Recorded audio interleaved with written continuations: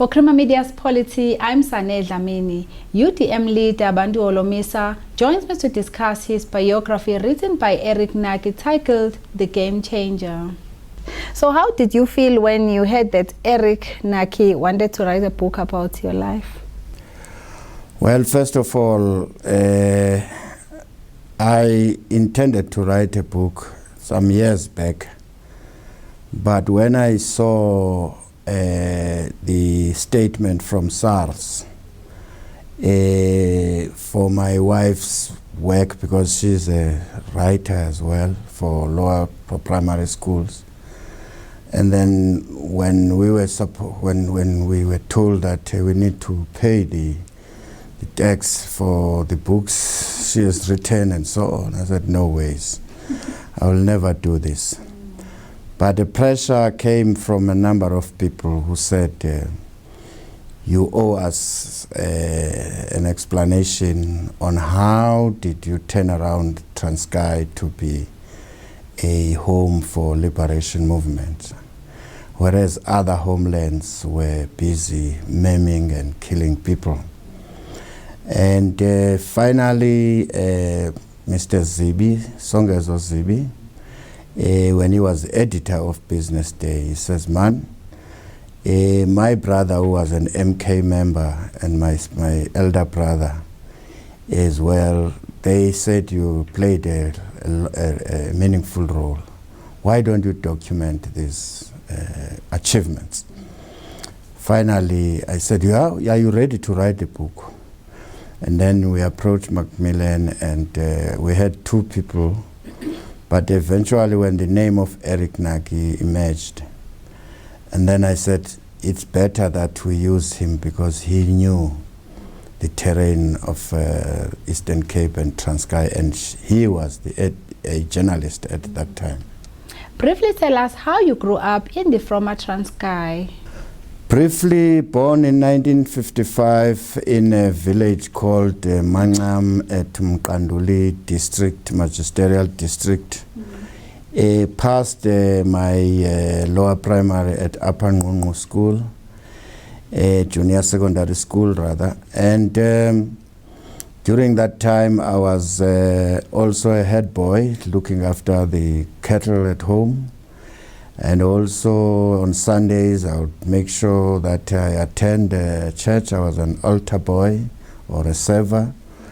And from there, I went to high school at Jonglizo College and matriculated in 1995. And 1996, enrolled with post office for 6 months, and then later on, I was recruited by my former student colleagues who were already in the Transkei Defence Force, and then I joined the defence. The rest is history. In the book, the writer says he expected that he would be dealing with complex issues of state while writing this biography, but then he discovered that even when you were head of state, you remained a simple man. How do you stay humble? What a question. That should be an opinion by you and others. I cannot answer an opinion, but I guess that is based on my upbringing, because as a son of a chief, the home I grew up was a home to all. So when the chief has got meetings, so he listens, and people come with different complaints. So you're a man of the people. I guess that's why my parents named myself as Bantu Bonke, that means all the people. Tell us about your main achievements as the leader of the Transkei, and how did you balance leadership of an apartheid Bantustan with your anti-apartheid stance? Well, first of all, corrections. I was never elected as a Bantustan leader like other homelands leaders, so I didn't go to parliament. We usurped power from the politicians who were corrupt, and we said, never again shall we have a prime minister or ministers who steal from public purse. And we betted on a wicket of anti-corruption right through. And whilst we were in charge in Transkei, I asked the soldiers as to what kind of politics are we going to speak now. Now that the political parties of Transkei are no longer active because we've removed them from the government. A decision then was taken that let the officers go to Wavecrest in Wild Coast to map up the way forward. They came back, feedback to me was that the resolution was that we should introduce ourselves to everybody, traditional leaders. Outside South Transkei, we must brief the ANC in exile, Tanzania in exile, and Mandela in Victor Fester. So from there onwards, we found each other easily with the liberation movements. And that's why we had a smooth transition in Transkei as compared to other homelands where there was bloodshed and destruction of properties. So we were well informed. We could manage the transition easy. And ANC and PAC had freedom in the area, but we said to them, on condition that you don't use Transkei as a springboard.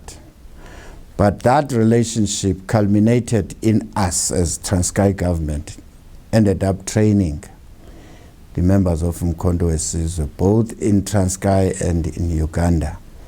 In exchange, we were given, doors were open for our military officers to train in other countries. Can you also tell us how you fought corruption in Transkei, which led to the ousting of Chief George Matanzima through the Van Reenen Commission of Inquiry?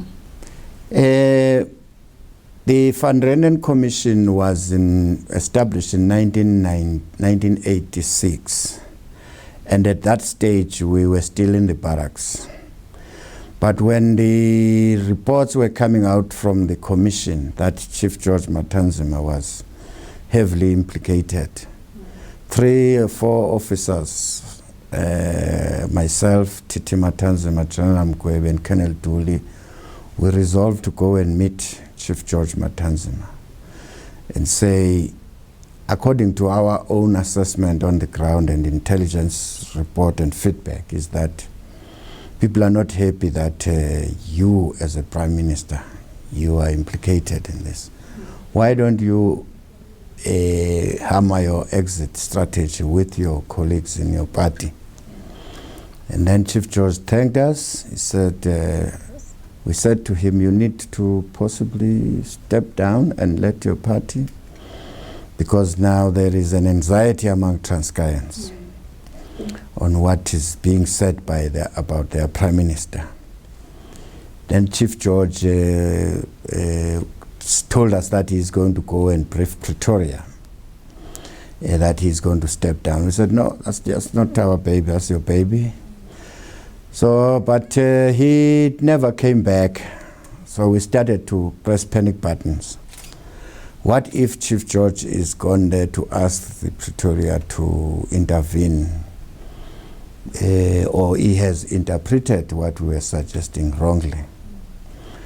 So we panicked, and then we took a decision to force those who were implicated in the commission to resign, including himself. So he resigned in exile. And later on, of course, the Matanzima party elected Stella Stau, who 86 days after that was toppled because another evidence emerged that she was a beneficiary of proceeds from Sol Kesner, which was advanced to the cabinet ministers. How were you recruited to join the African National Congress? 1993, the leadership of the ANC said they would like me to join them and also be a member of parliament and so on. And then I referred them to the Transkei Defence Force officers. And they were reluctant because they said, Holomisa, we think he's still going to play a meaningful role in the integration of the armed forces. But if you insist, please, when you are finished with him or you no longer want his services, bring him back to the defense. Little did I know that that would be exactly that 2 years later or 3 years later. You displayed strong leadership with your delegation during the CODESA negotiations in 1991. Tell us what you remember when you advised Nelson Mandela about the voting majority that will be required in the future parliament. I remember this particular day we were called in the middle of the night by Madiba in our different hotels to say we must meet the following day at World Trade Center. There is a breakthrough, and indeed breakthrough from the negotiating teams. So we came in there, and then Cyril and Valimusa told us that de Klerk has agreed that decisions will be taken by 75% majority. And then I immediately raised my hand. I said, after when the debate was, I was the first to speak. I said, but how do you trust that? Because we don't have control to the computers and capturing data which are going to be used here.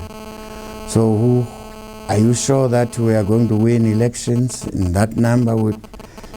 It looks like de Klerk wants to have veto powers indirectly. And Chris Ani followed, says, no, I agree. And then Jay Naidu said, yes, I agree. And then Madiba said, well, comrades, in view of what Bantu has said, I think Comrade Cyril and Comrade Vali must go back and tell them that we are not going to accept this. When describing your relationship with Nelson Mandela, you say you taught him to walk and he taught you to crawl. Can you tell us about your relationship with him? Because you've described him as your personal and political mentor. Well, with Madiba is, as you know, is an international icon. But being fresh from jail, I had to say to him on certain issues, this is how it is done. A simple thing like inspecting a guard of honor. So we were training him in Transkei government when we have parades. He said, Daddy, when you inspect, you just walk straight. We know you will want to stop and greet everybody there. You don't do that. So this inspection is timed, so you have got about 6-7 minutes. So just walk straight and just acknowledge them. Well, of course, in my case, on the other hand, he would insist that reconciliation, Bantu, is key. So I want you and KD Matanzima to reconcile. If I can work with de Klerk and people who have oppressed us, why won't you reconcile with KD Matanzima? So we taught each other. You were a very popular leader in the ANC, but then you were expelled in the 90s. Tell us about this episode in your life. Well, the popularity took me by surprise in Bloemfontein when I was told. I remember Peter Mkaba, just before the results were announced, he says, hey, Chief, I hear some good news. I said, what good news? That you have you received the most votes. I said, me? I said, no, I can't believe this. And then the results were announced, but it meant nothing from me because I was still keen to learn the politics, especially the politics of the ANC. But my sin apparently was to have gone to testify in the TRC, asking the TRC to compensate the families of the deceased soldiers of the then Transkei Defence Force who were killed in an abortive coup in 1990, sponsored by Pretoria on the request of Matanzima and Stawo, that we be removed forcefully. Then we gave a background as to why, in the first instance, we ascended to power in Transkei. And then we narrated the story, which was in the public domain, that Sol Kesnar bankrolled the cabinet ministers with 50,000 rands each, including, and then we listed the names of the people. And then after I testified, and then I was called by Deputy President Mbeki to say, why am I accusing Stella of corruption? And so I said, no. Read my testimonies in your desk. I gave you 2 weeks ago in Madiba. There's nothing which says I'm accused or I'm asking the commission to investigate them. So those who say so, they have not read my testimony.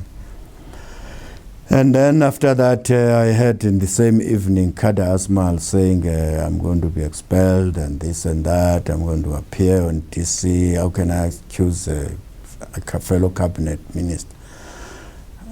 But at the end of the day, I said, you can go jump, I'm not going to apologize. Can you please tell us about the formation of your party, the United Democratic Movement, and the vision? 1997, 96, 97, we started a consultative, established a national consultative forum, wherein we asked people whether there is a need to establish a political party. And whilst we're busy with that, Rolf Meyer established his own movement when he left the National Party.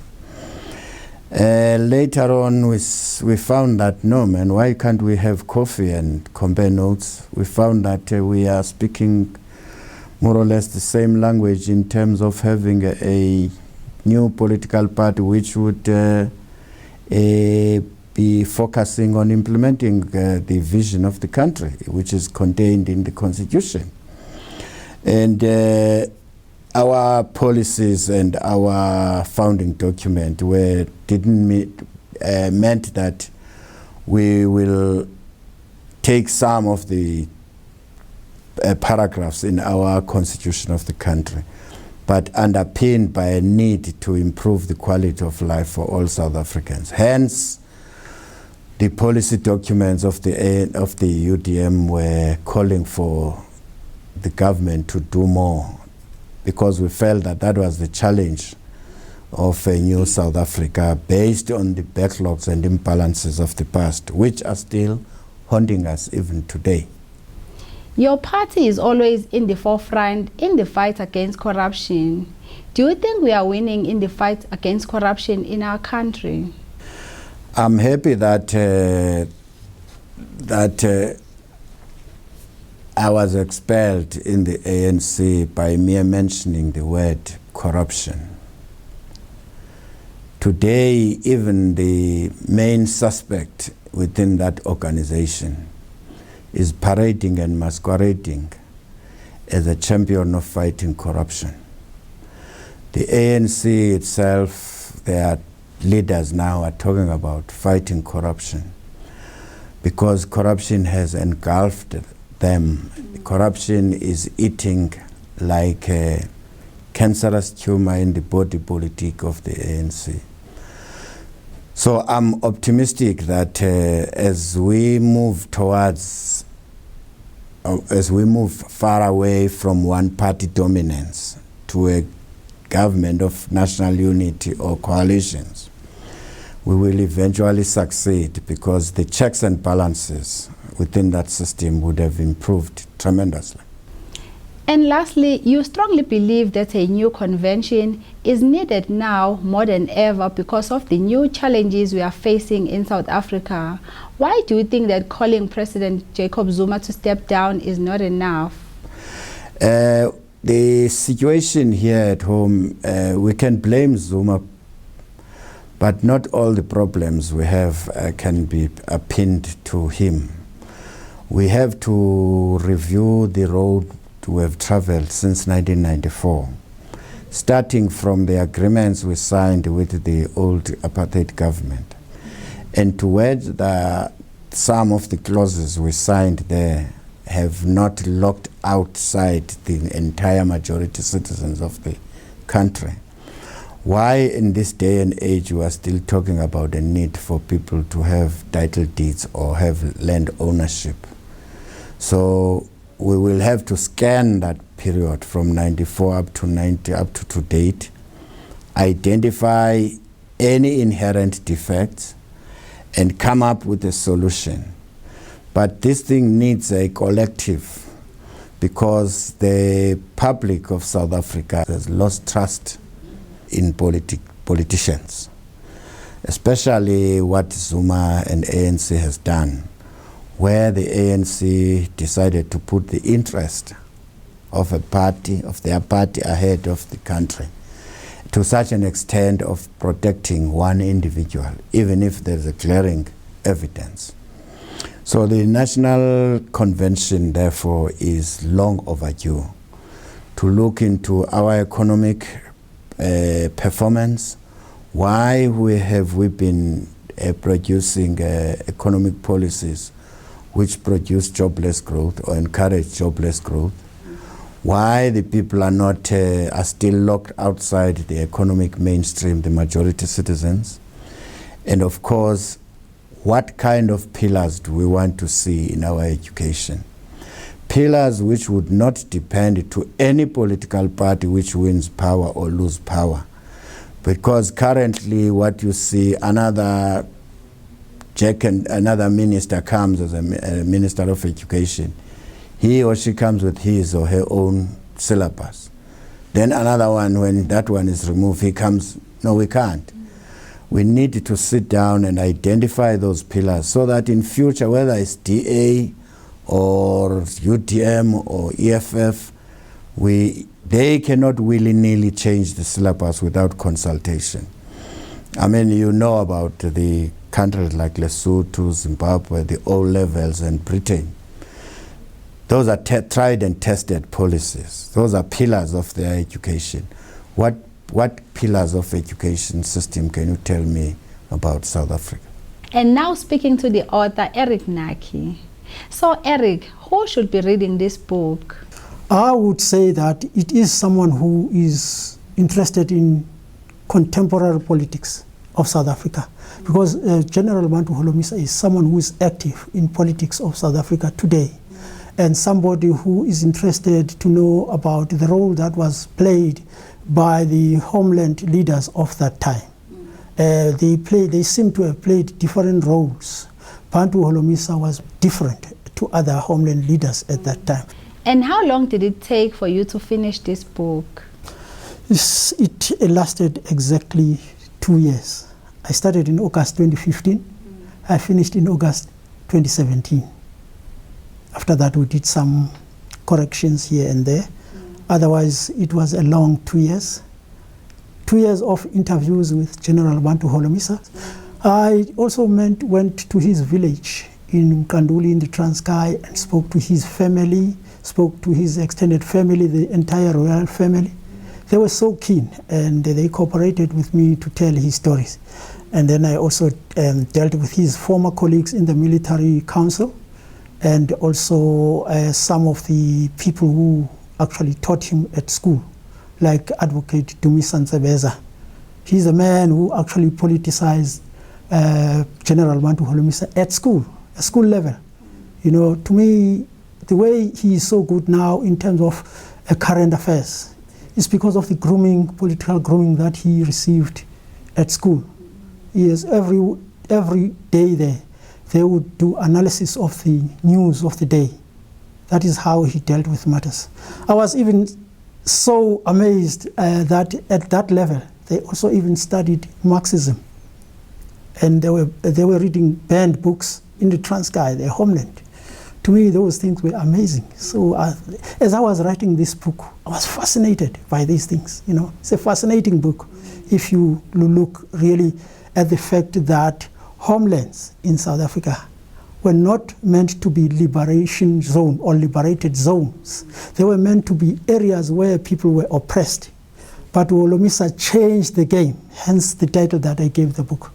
He's a game changer in that he turned the things around. He became more a liberator than an oppressor by liberating the people of Transkei, by unbanning the ANC and PAC and their armies, you know, before even South Africa did so. He put a moratorium on the death sentence and released political prisoners. That thing you can't expect from a homeland leader. You expect a homeland leader to oppress people. That is how he changed the game. That was UDM leader Bantu Holomisa and author Eric Naki speaking to Crima Media's Polity about the autobiography titled The Game Changer.